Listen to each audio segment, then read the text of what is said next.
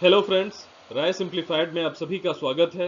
ये video dedicated है IGNOU MBA MMPC 15 research methodology for management decisions के असाइनमेंट क्वेश्चन नंबर 1 को, जिसमें रिसर्च और इसके डिफरेंट टाइप्स को विद एग्जांपल एक्सप्लेन किया गया है। मेरा ये एम है कि आप सभी को टू द पॉइंट, क्रिस्प और क्वालिटी कंटेंट मिनिमम टाइम में प्रोवाइड करूं, जिससे कि आप इनेबल हों एटलीस्ट 3 to 4 पेजेस अपने खुद के शब्दों में असाइनमेंट में लिखने के लिए। और अगर इससे related question term and exam में भी आता है तो आप कुछ लिख सकें और ये कंटेंट आपको परमानेंटली याद रहे। जैसा कि इग्नू के असाइनमेंट सारे इंपॉर्टेंट एस्पेक्ट्स को कवर करते हैं और एग्जाम्स के लिए भी इक्वली इंपॉर्टेंट है, इसलिए मेरा आप सभी से यही सजेशन है कि आप निश्चित रूप से इन असाइनमेंट की डीप स्टडी करें। ये वीडियो डेडिकेटेड है उन सभी एस्पिरेंट्स के लिए जिनके पास काफी लिमिटेड टाइम है, मगर वो MBA परस्यू करने के लिए डिटरमाइंड है। ये कंटेंट कंप्लीटली फ्री है। मेरा बस आप सभी से यही निवेदन है कि आप सभी इस चैनल को सब्सक्राइब करें, ताकि मैं फ्यूचर में भी इससे रिलेटेड कंटेंट बनाने के लिए मोटिवेट रहूं। क्वेश्चन है, what is research? Discuss the various types of research with suitable examples. इस वीडियो में मैं सबसे पहले रिसर्च को डिफाइन करूंगा, देन उसके बाद आप सभी को रिसर्च के डिफरेंट टाइप्स और उसके एग्जांपल्स एक्सप्लेन करूंगा, ताकि सारे जो टाइप्स हैं आपको क्लियरली समझ में आए। और लास्ट में मैं इस वीडियो को समराइज करूंगा, जिसमें रिसर्च, उसके डिफरेंट टाइप्स और एग्जांपल्स को एक साथ आपको बताऊंगा, जिससे कि आपको रिसर्च और इसके डिफरेंट टाइप्स की क्लियर अंडरस्टैंडिंग होगी। सबसे पहले हम रिसर्च को डिफाइन करेंगे।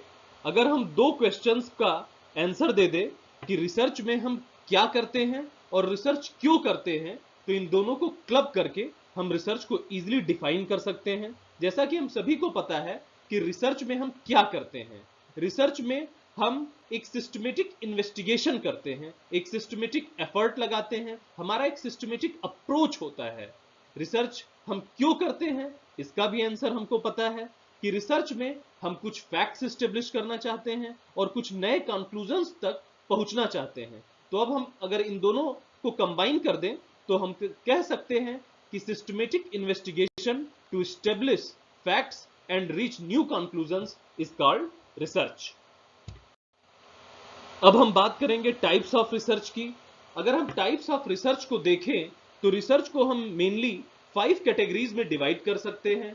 पहला है एक्सपेरिमेंटल रिसर्च, दूसरा है डेस्क्रिप्टिव रिसर्च, तीसरा है हिस्टोरिकल रिसर्च, चौथा है क्वांटिटेटिव रिसर्च और पांचवा है क्वालिटेटिव रिसर्च। आगे की स्लाइड्स में मैं इन सारे डिफरेंट टाइप्स ऑफ रिसर्च को along with पिक्चर्स और एग्जांपल्स आपको एक्सप्लेन किया हूं, ताकि आपको ये डिफरेंट टाइप्स की एक क्लियर अंडरस्टैंडिंग होगी और आपके माइंड में ये डिफरेंट टाइप्स प्रिंट होंगे, जिससे कि आप इजीली एग्जाम्स में और असाइनमेंट में इसका आंसर दे पाएंगे। तो सबसे पहले हम समझेंगे कि एक्सपेरिमेंटल रिसर्च क्या होता है। जैसा कि नाम से ही स्पष्ट है, एक ऐसा रिसर्च जिसमें बहुत सारे एक्सपेरिमेंट्स किए जाएं, बहुत सारे प्रैक्टिकल्स किए जाएं, किसी फैक्ट को एस्टेब्लिश करने के लिए, किसी कंक्लूजन को ड्रॉ करने के लिए, तो ये रिसर्च एक्सपेरिमेंटल रिसर्च कहलाता है। एक्सपेरिमेंटल रिसर्च में दो चीजों का हमें नॉलेज होना काफी जरूरी है। पहला, डिपेंडेंट वेरिएबल क्या होता है और दूसरा, इंडिपेंडेंट वेरिएबल क्या होता है। डिपेंडेंट वेरिएबल वो वेरिएबल होता है जो किसी फैक्टर के चेंज होने से बदलता है, और उस फैक्टर को हम इंडिपेंडेंट वेरिएबल कहते हैं। इसका अगर हम एग्जांपल की बात करें तो सबसे इजी एग्जांपल है, अगर हम अपने मोबाइल फोन्स में वॉल्यूम को बढ़ाना चाहते हैं तो हम वॉल्यूम की को प्रेस करते हैं। तो वॉल्यूम की को प्रेस करना कॉज यानी कि इंडिपेंडेंट वेरिएबल है, और उसके फलस्वरूप जो वॉल्यूम बढ़ता है वो इफेक्ट यानी कि डिपेंडेंट वेरिएबल है। इसको एक दूसरे एग्जांपल से भी हम समझ सकते हैं कि सपोज अगर हमें फर्टिलाइजर के यूज से प्लांट की ग्रोथ का पता करना है, तो हमारे पास दो वेरिएबल्स हो सकते हैं। पहला, फर्टिलाइजर की क्वांटिटी, जो कि एक कॉज है प्लांट की ग्रोथ को करने का, तो फर्टिलाइजर की क्वांटिटी को हम इंडिपेंडेंट वेरिएबल कह सकते हैं। और दूसरा, जो प्लांट की ग्रोथ हो रही है वो इफेक्ट है यानी कि डिपेंडेंट वेरिएबल है। इस केस में हम करते क्या है, डिफरेंट इंडिपेंडेंट वेरिएबल के कंडीशन पे डिपेंडेंट वेरिएबल को मेजर करते हैं और इससे जो ग्राफ प्लॉट होता है उससे हम कंक्लूजन को ड्रॉ करते हैं। नेक्स्ट है डिस्क्रिप्टिव रिसर्च। जैसा कि नाम से ही स्पष्ट है कि डिस्क्रिप्टिव रिसर्च किसी पॉइंट का, किसी कंटेंट का, किसी टॉपिक का एक कंप्लीट डिस्क्रिप्शन प्रेजेंट करता है। ये उससे रिलेटेड सारे एस्पेक्ट्स को कवर करता है। ये उस टॉपिक का एक 360 डिग्री व्यू प्रोवाइड करता है। दूसरा, डिस्क्रिप्टिव रिसर्च मेनली व्हाट पे फोकस करता है, यानी कि उस टॉपिक के क्या क्या इंफॉर्मेशन अवेलेबल हैं, उन सारी इंफॉर्मेशन का कलेक्शन डिस्क्रिप्टिव रिसर्च प्रेजेंट करता है। तीसरा है ये इट डजंट डिस्क्राइब व्हाई। इसका मीनिंग ये है कि अनलाइक जो हमारा एक्सपेरिमेंटल रिसर्च था जिसमें हम व्हाई यानी कॉज एंड इफेक्ट को मेजर कर रहे थे, डिस्क्रिप्टिव रिसर्च में व्हाई का मेजर, कॉज और इफेक्ट का मेजर नहीं किया जा सकता। ये सिर्फ एक कंप्लीट इंफॉर्मेशन प्रोवाइड करता है उस कंटेंट की जिसके बारे में डिस्क्रिप्टिव रिसर्च किया जा रहा है। ये कंप्लीटली ऑब्जर्वेशन पे बेस होता है। जिस तरह हम एक्सपेरिमेंटल रिसर्च में डिफरेंट इंडिपेंडेंट वेरिएबल्स पे डिपेंडेंट वेरिएबल को मेजर कर रहे थे, वैसा इसमें नहीं होता। इसमें सारी सिचुएशन, सारी कंडीशंस जो नेचुरल होती हैं, उसी कंडीशंस पे इंफॉर्मेशन को गैदर करके रिप्रेजेंट किया जा सकता है। जो सबसे इजी एग्जांपल इसका है eating habits in different states of India. Suppose हमें अगर इंडिया के डिफरेंट स्टेट्स में कौन सा फूड ज्यादा खाया जाता है, तो हमें बिना किसी कंडीशन को चेंज किए उस स्टेट्स में विजिट करना होता है और उस स्टेट में विजिट करके पॉपुलेशन का कोई डिफरेंट सैंपल लेकर के उस फूड आइटम के लिए जो पॉपुलेशन का बिहेवियर है वो मेजर कर सकते हैं और डेटा को रिप्रेजेंट कर सकते हैं। जो दूसरा इसका अच्छा एग्जांपल है कि डिफरेंट स्टेट्स में जो हमारी लैंग्वेजेस बोली जाती हैं उसके लिए भी हम सेम काम कर सकते हैं। डिफरेंट स्टेट्स में विजिट करें, वहां एक पॉपुलेशन के डिफरेंट सैंपल्स लें और उस सैंपल्स में जो लैंग्वेज बोली जा रही है, जो लैंग्वेज प्रीवेलेंट है, उस लैंग्वेज के हिसाब से हम डेटा गैदर करें और डिस्क्रिप्टिव रिसर्च में उस इंफॉर्मेशन को प्रेजेंट करें। अब हम हिस्टोरिकल रिसर्च डिस्कस करेंगे। जैसा कि नाम से ही स्पष्ट है, हिस्टोरिकल रिसर्च यानी कि इसमें हम जो प्रीवियस, जो पास्ट इवेंट्स होते हैं उनकी स्टडी करते हैं। कोई भी पास्ट इवेंट से रिलेटेड अगर हमारा टॉपिक है तो उसमें उससे रिलेटेड जो भी इंफॉर्मेशन अवेलेबल है उस सारी इंफॉर्मेशन को हम गैदर करते हैं, सारी इंफॉर्मेशन कंपाइल करते हैं और एक नया कंक्लूजन डिराइव करने का प्रयास करते हैं। इसके सबसे अच्छे एग्जांपल्स में हम दो एग्जांपल्स डिस्कस करते हैं। जैसे पेलियोग्राफी, इसमें क्या करते हैं कि जो प्री रिटन हैंड राइटिंग्स हैं, जो पुरानी हैंड राइटिंग्स हैं, उनकी हम स्टडी करते हैं और उनका जो मीनिंग है उसको निकालने का प्रयास करते हैं। दूसरा जो सबसे अच्छा एग्जांपल है क्रोनोलॉजी, किसी डिफरेंट इवेंट्स को डेट्स के हिसाब से व्यवस्थित कर देना क्रोनोलॉजी कहलाता है। इसमें हम डिफरेंट इवेंट्स को एक साथ एक प्लेस पे कंपाइल करते हैं, उनकी डेट्स लिखते हैं और फिर उस डेट्स के हिसाब से उस सारे इवेंट्स को हम वन बाय वन कैटेगराइज कर देते हैं। नेक्स्ट है क्वालिटेटिव रिसर्च। इसमें हम नंबर का यूज नहीं करते हैं, इसमें जस्ट हम एक पॉपुलेशन लेते हैं और उससे कुछ नंबर ऑफ क्वेश्चंस पूछते हैं, उसका इंटरव्यू लेते हैं और उसके बेस पे हम अपना कंक्लूजन डिराइव करते हैं। इसका सबसे अच्छा एग्जांपल है, अगर हम किसी मूवी का परफॉर्मेंस क्वालिटेटिवली जज करना चाह रहे हैं तो मूवी देख करके जो भी ऑडियंस निकल रही है उनका इंटरव्यू लेते हैं और उसके इंटरव्यू के हिसाब से हम मूवी की परफॉर्मेंस, मूवी की रेटिंग डिसाइड कर देते हैं। यह है क्वालिटेटिव रिसर्च। नेक्स्ट है क्वांटिटेटिव रिसर्च। ऐसा कोई भी रिसर्च जो नंबर के, चार्ट के और ग्राफ के द्वारा रिप्रेजेंट किया गया हो, जो कि नंबर, चार्ट और ग्राफ से बैक्ड हो, क्वांटिटेटिव रिसर्च कहलाता है। अगर हम इसके एग्जांपल की बात करें तो जिस तरह से हमने मूवी की रेटिंग वाला एग्जांपल लिया था, तो मूवी की अगर हमें रेटिंग करनी है तो हम ऑडियंस का इंटरव्यू ना करके अगर मूवी की रेटिंग हम उसके revenue, profit, box office collection और नंबर ऑफ ऑडियंस जो कि हर एक सिनेमा हॉल्स पे पहुंचती है, इस नंबर्स के बेस पे करें तो ये क्वांटिटेटिव रिसर्च कहलाता है। अब हम इस पूरे वीडियो को समराइज करेंगे।